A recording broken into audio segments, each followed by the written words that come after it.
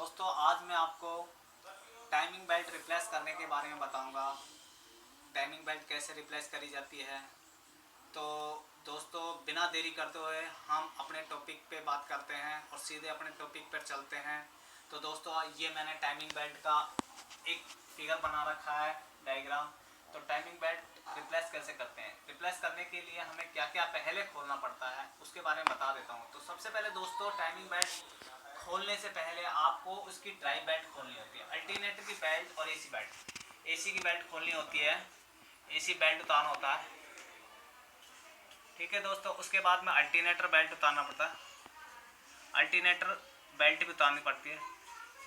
ठीक है, उसके बाद में दोस्तों इसके टाइमिंग कवर खोलना होता है, टाइमिंग कवर। ठीक है दोस्तों कि इसका टाइमिंग कवर खोलना होता है। टाइमिंग कवर खोलने के बाद में दोस्तों हमें इसके मेन जो नट है उनको भी खोल लेना होता है। उसके बाद में दोस्तों इसका हमें टाइमिंग आपको सामने दिख जाएगा। जब आपका टाइमिंग कवर खोलेंगे तो आपको टाइमिंग बेल्ट नज़र आएगी।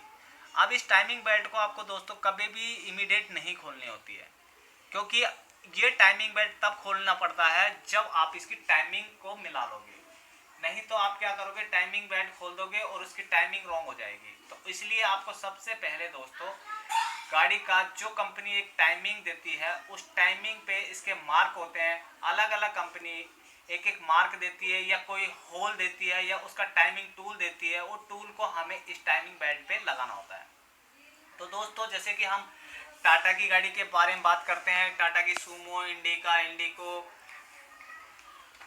उनके बारे में बात करते हैं, या आप VW की गाड़ी के बारे में बात करते हो, या अगर होंडा की गाड़ी की बात करते हो, ठीक है दोस्तों, या होंडा की गाड़ी के बारे में बात करते हो, तो क्या होता है इन गाड़ियों के बारे में अगर जब भी आपको टाइमिंग बेल्ट उतारना है तो इसका टाइमिंग हमें मिलाना होता है, उसे उस टाइमिंग मार्क पर लाके रखना होता है। नहीं तो आपका टाइमिंग खराब हो जाएगा और आपको फिर टाइमिंग मिलेगा नहीं। और होता क्या दोस्तों, कुछ गाड़ियों में टाइमिंग बेल्ट होती है, कुछ गाड़ियों में टाइमिंग चैन होती है। तो दोस्तों जब आप टाइमिंग बेल्ट रिप्लेस कर रहे हैं तो आपको क्या करना है, क्रैंक का जो नट होता है, ये क्रैंक का जो नट है, इससे हम बोल्ट से हम इसका टाइमिंग बेल्ट को घुमाते हैं। इसको सीधा हम घुमाते हैं। जब घुमाने के बाद में टाइमिंग मार्क पे लेके आते हैं। जैसे कि अगर हम किसी भी गाड़ी का होल दिया है या मार्क दिया हुआ है या एरो दे रखा, तो उस पर हमें उसे, जैसे कि कोई भी गाड़ी का एरो होता है तो यहाँ पे एरो होता है, उस एरो से एरो को मिलाना होता है। एरो से एरो को मिलाएंगे तब जाके उसका मार्क हमारा सेट हो जाता है। अगर उसका नहीं होगा तो आपका क्या है, टाइमिंग रॉन्ग रहेगा। तो सबसे पहले हमें क्रैंक का टाइमिंग मिलाना होता है। हमने क्या किया, पहला पिस्टन हमारा TDC पे होना चाहिए और क्रैंक हमारा टाइमिंग पे होना चाहिए। जो हम देखते हैं जो की होती है वो की हमारी ऊपर की साइड होनी चाहिए। जब हमारी नट की जो हमारी की है वो ऊपर की साइड होती है तो ये समझो क्रैंक का टाइमिंग हमारा टॉप है। इससे और हमारा जो पिस्टन होता है दोस्तों, पिस्टन जो हमारा है वो पिस्टन हमारा पहला पिस्टन टॉप पर रहना चाहिए। पहला पिस्टन जब टॉप पर रहेगा तो हमारा क्रैंक की टाइमिंग हमारी सही आ जाएगी। उसके बाद में हमारा ये जो FIP पंप है जो हमारा लगा हुआ है, जो फ्यूल को सप्लाई करता है इंजन के अंदर, इसकी जो एक या तो हमारा एरो होगा या फिर एक होल होगा। होल के अंदर क्या टाइमिंग टूल का एक किट होता है, उसमें एक टाइमिंग टूल आता है, वो जाके उसमें लग जाता है।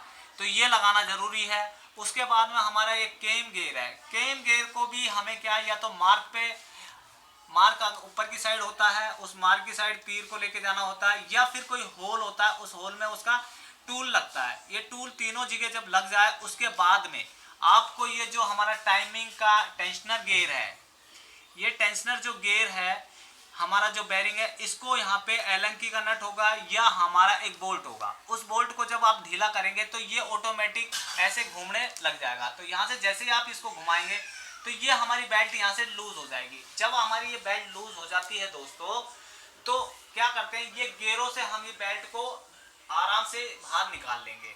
जब इस बेल्ट को हम बाहर निकाल लेते हैं तब हम इस बेल्ट के ऊपर नई बेल्ट दूसरी लगाते हैं। इसी तरीका से सबसे पहले इस बेल्ट को हम निकाल लेंगे, उसके बाद में हम इसका ना ये बेरिंग भी चेक करते हैं, टेंशनर बेरिंग और हमारा ये रोलर बेरिंग, और दूसरा वाटर पंप फ्रीज चल रहा है या नहीं चल रहा। अगर ये तीनों चीज अगर जाम चल रही है तो हमारा क्या होगा, इस बेल्ट को तोड़ने के चांसेस बन जाते हैं।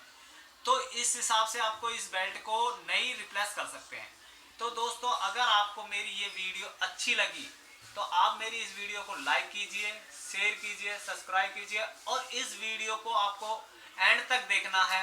कहीं से भी इसका कोई भी पॉइंट्स नहीं मिस करना है। अगर आप इसके कोई भी पॉइंट्स मिस कर देते हैं दोस्तों तो आपको आधी वीडियो खराब हो जाएगी।